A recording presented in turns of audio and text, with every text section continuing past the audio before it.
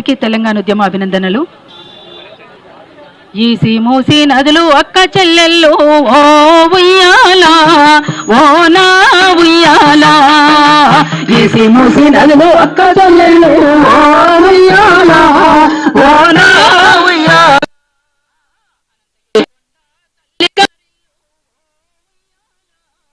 ఓ నా ఉయ్యాలా, అనంతగిరి కొండ తల్లి గారెళ్ళు ఉయ్యాలా ఓ నా ఉయ్యాలా, పాలమీగడ మన్నెలీనుతూ పెరిగిరి చలువ చంద్రుని పండె వెన్నెలై పారిరి, ఎంటేరు సంటేరు బాగులయ్యి కలిసే పట్నమత్త గారు పయనమయ్యి మురిసే, బాపు ఘాటు కాడ కలిసి ఇద్దరు ఓ ఉయ్యాలా ఓ నా ఉయ్యాలా, బాపు ఘాటు కాడ కలిసి ఇద్దరు ఓ ఉయ్యాలా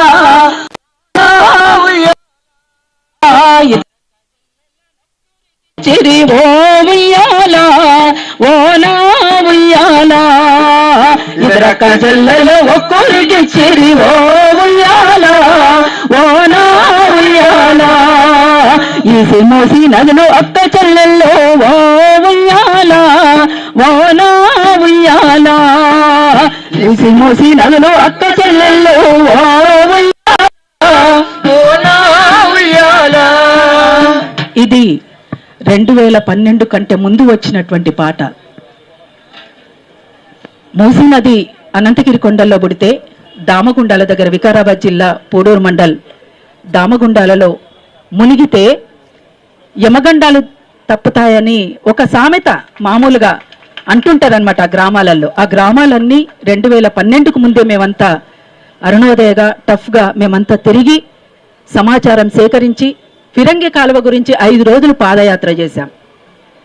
ఆనాటి నుంచి ఈనాటి వరకు ఒక యమగండం అనేటువంటిది ఇవాళ దామగుండాలకు వచ్చింది.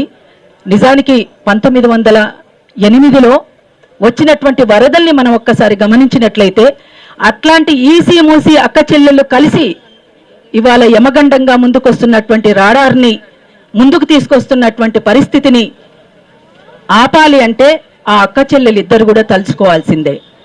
మళ్ళొక్కసారి ముంచెత్తితే తప్ప ఈ మనుషులకు బుద్ధి రాదు అనేటువంటి విషయాన్ని ఇవాళ ఈసి మూసి నదులు కూడా ఆలోచించాలి. అట్లాంటి పరిస్థితి ఇవాళ మన ముందుకొచ్చింది.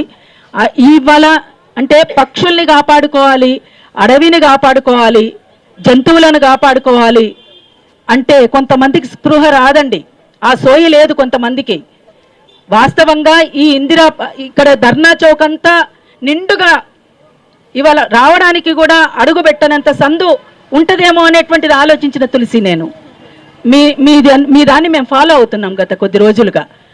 ఇది 2012కు ముందు నుంచి జరుగుతున్నటువంటి ప్రయత్నాల్లో భాగంగా జరిగినటువంటి కుట్ర.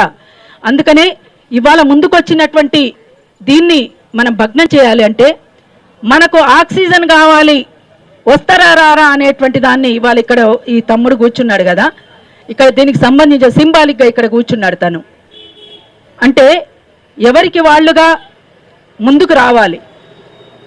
ప్రకృతి పర్యావరణంని విధ్వంసం చేస్తే మన బతుకులు ఆగమైపోతాయి, మానవ మనుగడనే ఒక ప్రశ్నార్థకంగా మిగిలిపోయేటువంటి ప్రమాదం ఉంటుంది. కాబట్టి దీన్ని కాపాడుకోవాల్సినటువంటి బాధ్యత మనందరి మీద ఉండాలి.